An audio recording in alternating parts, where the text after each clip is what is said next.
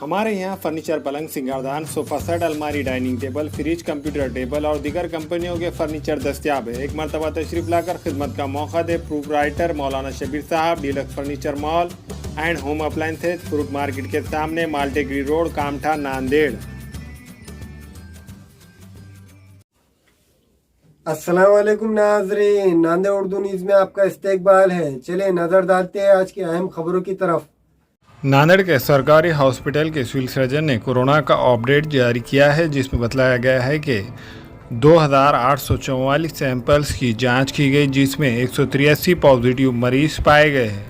इनमें 88 पॉजिटिव शहर नांदेड़ से ताल्लुक़ रखते हैं। आज कोरोना से 5 की मौत हुई है, जबकि 209 मरीज अच्छे होकर मकानात को लौट चुके हैं। अभी तक नांदेड़ में कोरोना से अच्छे होने वालों की तादाद 85,419 है। कोरोना अपडेट में बताया गया है कि ज़िले नांदेड़ के सरकारी और खानगी अस्पतालों में अभी 1451 कोरोना पॉजिटिव एक्टिव मरीज ज़ेर इलाज है। इनमें 48 की हालत नाजुक बतलाई जा रही है।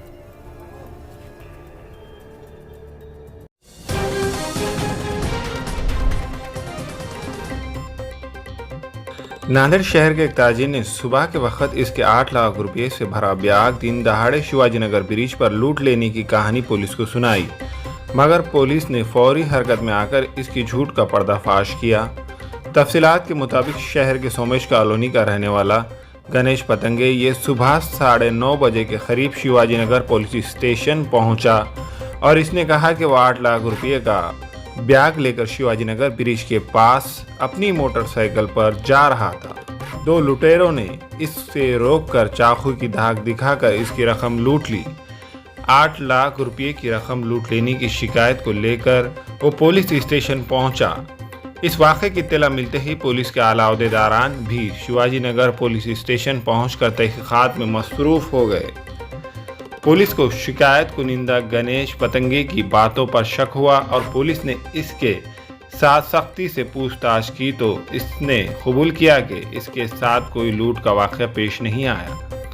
वो कर्ज में मुब्तला है, इसलिए 8 लाख रुपए की लूट हो जाने की फर्जी कहानी पुलिस को बयान की ताकि कर्ज मांगने वाले इस पर रहम करे और खामोश हो जाए।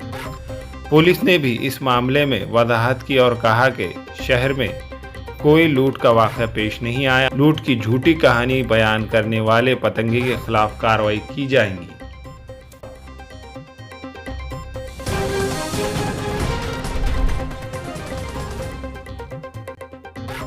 परभनी जिले में हफ्ता और इतवार सख्त लॉकडाउन। परभनी जिले में कोविड-19 ब्रेक दी चैन के तहत 28 मई को परभनी जिला कलेक्टर ने नया हुक्मनामा जारी किया है, जिसके तहत परभनी जिले में 29 मई बरोज़े हफ्ता और 30 मई बरोज़े इतवार को तमाम कारोबार को मुकम्मल बंद रखने के अहकाम जिला कलेक्टर ने जारी किए हैं, जिसके तहत एशियाई ज़रूरी के किराना दुकानें, सब्जी तरकारी, फ्रूट वगैरह की दुकानें मुकम्मल बंद रहेंगी। मेडिकल स्टोर और तिब्बी खिदमात अंजाम देने वाली एजेंसियां के अलावा ज़राअत पर मुबनी दुकानें खुली रहेंगी। एशियाई की दुकानें सुबह 7 से 11 बजे तक खुली रहेंगी। वादे हो कि परभनी ज़िले में कोरोना वबा की रोकथाम के लिए एहतियाती तदाबीर के तहत अवाम को चाहिए कि कोरोना को मात देने के लिए एहतियाती तदाबीर पर सख्ती से अमल करे, ज़िला इंतज़ामिया का ताउन करे।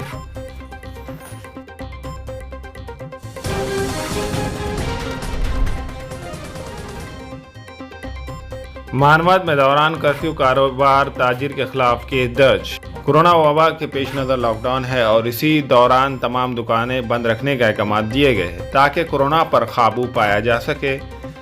शहर के ताजिर दिन के औकात में कारोबार करते हुए पाए गए, जिस पर पुलिस इंतजामिया ने इनके खिलाफ कार्रवाई करते हुए इन पर केस दर्ज कर लिया है।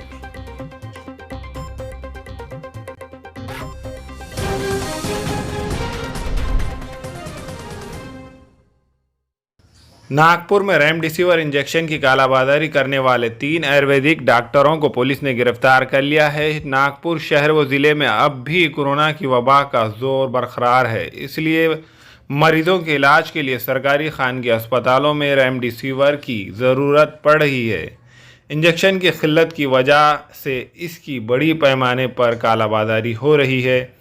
पुलिस को खुफिया जराये से खबर मिली थी कि 3 आयुर्वेदिक डॉक्टर ये इंजेक्शन 20 था 25,000 रुपये में चोरी छुपे फरोख्त कर रहे हैं। पुलिस ने doctor Pankaj, doctor Udant, doctor Suresh हिरे के दवाखाने पर छापा मारकर इंजेक्शन जब्त करके तीनों को गिरफ्तार करके केस दर्ज कर लिया है। मज़ीद तहक़ीक़ात जारी है।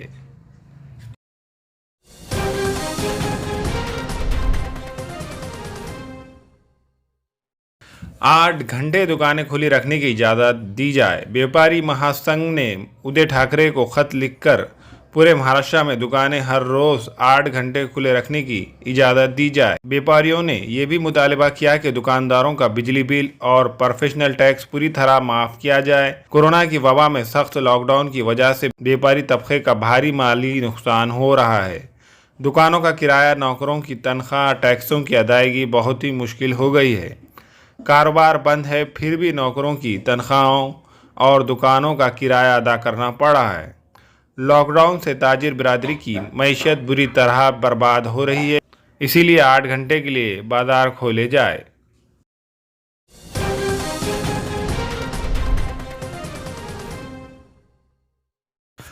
परभनी जिले के प्राइमरी हेल्थ मरकज़ के लिए 10 एम्बुलेंस फराम।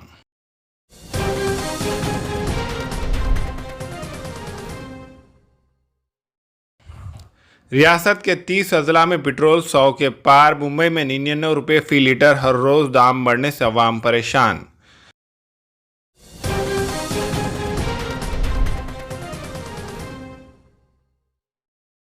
मुंबई में चीते की खाल फरोख्त करने वाला शख्स गिरफ्तार।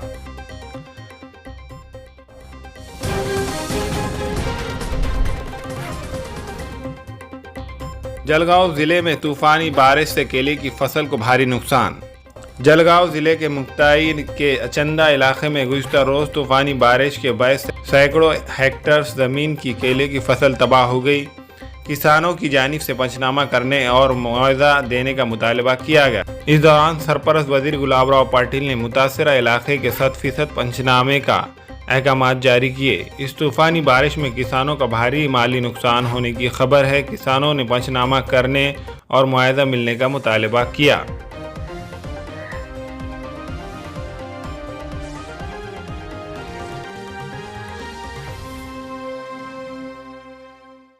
चंद्रकांत पाटील स्वतः झोपेत असताना बोललेत का जागे असताना बोलले? काय झालंय, ज्या दिवसापासून सरकार आलंय तेच त्यांना असह्य झालेलं आहे। त्यांना सतत ते एक बोचणी लागलेली आहे की आपण सरकारमध्ये नाही, आपल्या सगळ्यात जास्त जागा येऊन सरकारमध्ये नाही, आणि त्याच्यामुळे ती मानसिकतेमधनं ते बाहेरच येणार। आणि मग त्यांच्या आजूबाजूच्या कार्यकर्त्यांनी इकडे तिकडे जाऊ नये, त्यांनी त्यांच्याबरोबरच राहावं म्हणून काही ना काही सतत एक पुढी सोडण्याचं काम की बाबा आता हे सरकार जाणार। मी नेहमी सांगतो की जोपर्यंत सोनियाजी, आदरणीय पवार साहेब आणि उद्धव ठाकरे साहेब ह्या तिघांनी घेतलेला हा निर्णय, आणि ह्या तिघांचा निर्णय जोपर्यंत ते त्या मताची निर्णयाच्या बरोबर आहेत तोपर्यंत ह्या सरकारला काही होणार नाही। धन्यवाद। सभी बातों में ये बहुत ही सेंसिटिव पार्ट है पहले से, तो वहाँ जो भी निर्णय हम करने जा रहे हैं वो बहुत सोच समझ कर वहाँ के स्थानिक लोगों को विश्वास में लेकर ही करना चाहिए। चाहे अंडमान निकोबार हो, चाहे लक्षद्वीप हो, वहाँ अगर अनरेस्ट होती है, असंतोष होता है, तो उसका परिणाम पूरे देश को भुगतना पड़ता है। और किसी भी प्रकार से ऐसे केंद्रशासित प्रदेशों जो ये द्वीप है सभी, वहाँ धार्मिक उन्माद की कोई कोशिश अगर करते हैं तो भी गलत है। विकास को विरोध नहीं है। अगर लक्षद्वीप में सरकार कोई अच्छी बात करना चाहता है, विकास करना चाहती है, तो उसको विरोध करने की भी ज़रूरत नहीं है। लेकिन कानून और नियम सभी को एक समान होना चाहिए। जैसे कि लक्षद्वीप में द्वीप के बारे में कोई नियम आया है, ठीक है, आपने लाया है, लेकिन गोवा में तो बीफ बंदी नहीं है, केरल में नहीं है, नॉर्थ ईस्ट में जहाँ बीजेपी शासित राज्य है वहाँ नहीं है, और भी राज्य में है। तो सिर्फ लक्षद्वीप में अगर ये कानून लगाएंगे तो लोगों के मन में बहुत से सवाल पैदा होते हैं। इसलिए चाहे एडमिनिस्ट्रेटर पॉलिटिकल अपॉइंटमेंट हो या कोई सिविल सर्विस से हो, ये सभी जो एरियाज है वहाँ के बारे में हम सबको अगर हम सोच समझकर कदम नहीं उठाए तो आने वाले दिनों में बहुत बड़ा असंतोष का सामना करना पड़ सकता है। अस्सलाम वालेकुम, मैं अखिल मिर्जा। हमें उम्मीद है कि आपको हमारा चैनल अच्छा लगता होगा। लेटेस्ट न्यूज के लिए देखते रहिए नांदेड़ उर्दू न्यूज, और न्यूज के पसंद आने पर लाइक, शेयर और सब्सक्राइब करना ना भूलें।